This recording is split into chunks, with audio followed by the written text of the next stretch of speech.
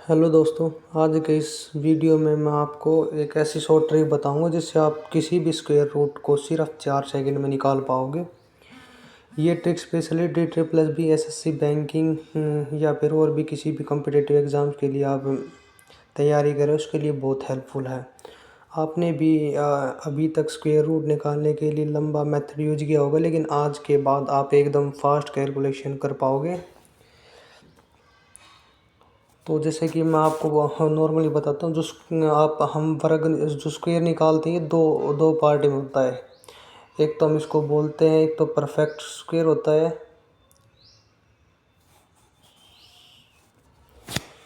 तो दोस्तों हम स्क्वायर को दो पार्ट में डिवाइड करते हैं, एक परफेक्ट स्क्वायर और एक अप्रोक्सीमेट। हमें सिर्फ परफेक्ट स्क्वायर ही पढ़ना है, अप्रोक्सीमेट से हमें अभी कोई काम नहीं है इसका।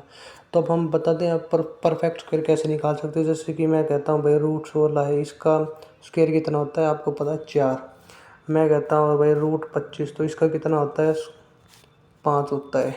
तो उसी प्रकार आप बड़े से बड़े जितने भी बड़े परफेक्ट स्क्वायर होंगे, स्क्वायर रूट्स होंगे, उसको आप आसानी से निकाल पाओगे। जैसे कि मैं आपको अब एक शॉर्ट ट्रिक के माध्यम से बताऊंगा कि आप जैसे किस प्रकार एक स्क्वायर रूट्स निकाल पाओगे। फॉर एग्जांपल मैं लेता हूँ 169। तो अब आप इसको कैसे बताओगे कि भाई ये कितने का बनेगा। तो आपको पता होगा 169 13 का उतना ये 169 स्क्वायर रूट 13 का होता है। तब आप इसको शॉर्ट ट्रिक के माध्यम से किस प्रकार कर पाओगे वो मैं आपको बताता हूँ। तो उसके लिए आप पहले कुछ इम्पोर्टेंट्स जो पॉइंट्स हैं उसको देख लो, उसके बाद फिर आप हम आगे आपको इसकी शॉर्ट ट्रिक्स बताऊँगा। अभी हमें उससे पहले हमें पता होना चाहिए कि हम किन किन जो नंबर्स हैं उनका स्क्वायर रूट नहीं निकाल सकते। तो फॉर एग्जांपल जैसे मैं आपको बता रहा हूँ, हाँ, जिनके यूनिट डिजिट में 2 3 7 8 ये कभी भी आए तो समझ जाना उनका कभी भी स्क्वायर रूट नहीं निकलेगा। तो अब किन का स्क्वायर रूट निकलेगा तो उनका भी देखो, आप मैं उनका स्क्वायर रूट कैसे निकालते हैं वो अब मैं आपको दिखाता हूँ। तो जैसे जिनके परफेक्ट स्क्वायर कैसे निकाले एनी नंबर्स का, तो जिनके यूनिट प्लेस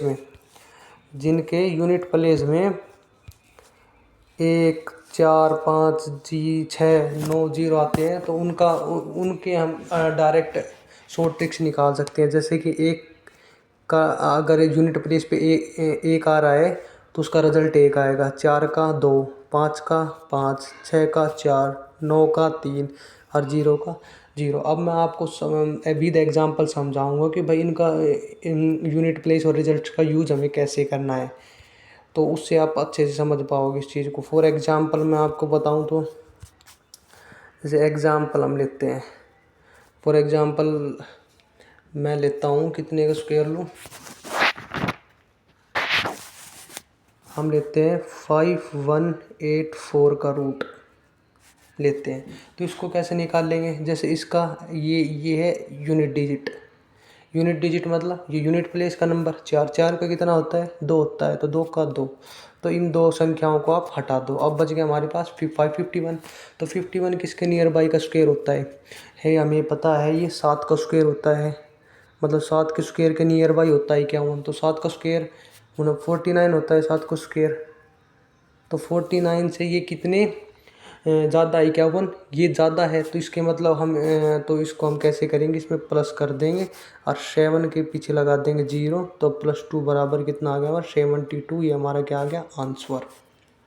तो मतलब 5184 का उसके 5184 का रूट का कितना बनेगा 72 का बनेगा ये। तो उसी प्रकार अब आप सोचोगे भाई ये 0 कैसे आया +2 कैसे आया, तो उसके लिए मैं आपको एक छोटे से एक नोट बता रहा हूँ, उसको आप कहीं पे मेंशन करके लिख लेना। हम कंपैरिजन कैसे करते हैं, इनका कंपैरिजन हम इसके द्वारा करते हैं। अगर जो मतलब कोई भी संख्या है उनका कंपैरिजन ऊपर से नीचे करेंगे, जैसे कम है तो प्लस करेंगे, अधिक है तो माइनस करेंगे, और अगर और कम या ज़्यादा होगी तो उसके साथ हम 0 लगाएंगे।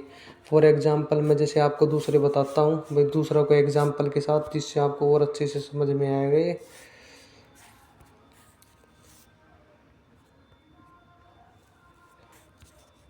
तो मैं एक एग्जांपल देता हूँ।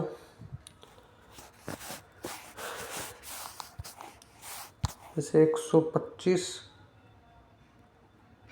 44 का रूट।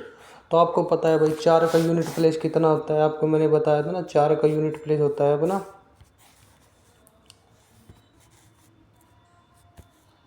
4 का यूनिट प्लेस हमें पता है 2 होता है, तो 2 होता है 4 का यूनिट प्लेस, तो 2 लिख दो यहाँ पे। तो यहाँ पे तो हो गया 2, तो 2 संख्या कट गई। अभी 125 किसके नियर बाई स्क्वायर का मतलब 125 किसका स्क्वायर होता है ये बताओ, ये किसके नियर बाई ये संख्या मिलेगी 125 आपको। तो ये 11 के नियर बाई होता है, आप सभी को पता होगा भाई 11 का स्क्वायर कितना होता है हमारा, 11 का स्क्वायर होता है 121। तो ये 121 क्या है 125, 121 से क्या है ज़्यादा है कम है, कम है ना, तो कम है तो हम क्या कर देंगे प्लस के 2, और यहाँ पे 11 के साथ 11, 11 का 11 सेम,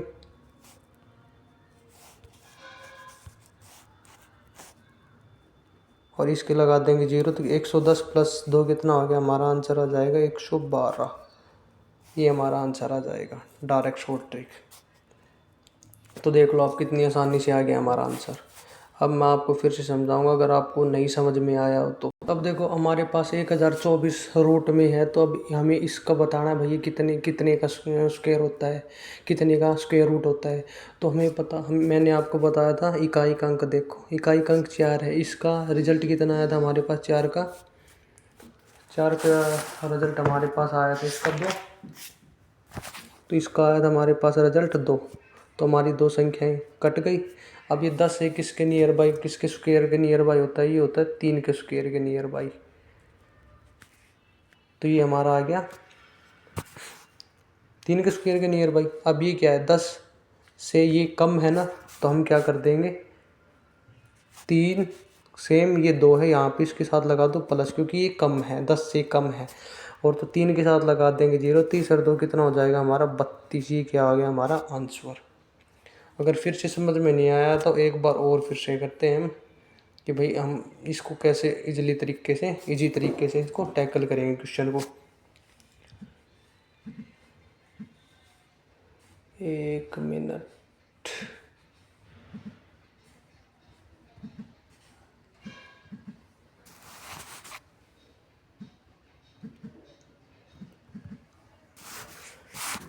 अब हम लेते हैं जैसे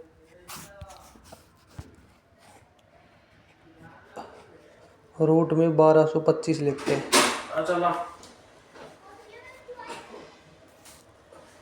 अब मैं आपको बता रहा हूँ 1225 का हमें 1225 के स्क्वायर रूट का हमें स्क्वायर कैसे निकालने भैया, कितने कितने का स्क्वायर होता है।